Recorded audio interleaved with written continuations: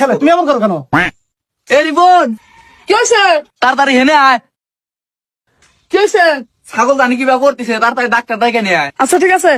2 hours later. Doctor সাহেব, ছাগলের মানে কি হয়েছে? কিচ্ছু গেছে না, পেয়ারও ফুলে গেছে গা। আরে কোনো সমস্যা নাই, এর আগে গরু চিকিৎসা দিয়ে গেলাম না, ঠিক হয়ে গেছে না, আজকেও ঠিক হয়ে যাবে। আসো। ডাক্তার সাহেব, আপনি তো পুরো রোমার থানার মধ্যে 1 নাম্বার ডাক্তার। সেটা তো আছে, আমি থাকতে তোমাদের কোনো ভরসা নাই।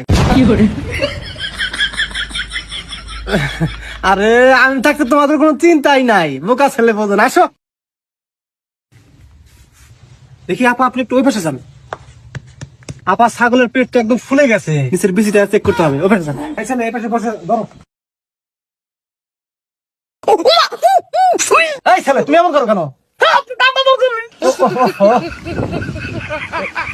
এত গেছে বসলে হবে নাকি? তুমি ওঠো, ওঠো।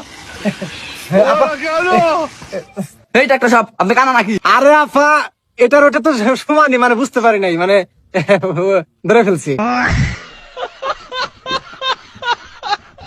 এই ডাক্তার, আপনি কোনে কি কন? আরে আপা, আপনি মূর্খ মানুষ, আপনি এগুলো কি বুঝেন?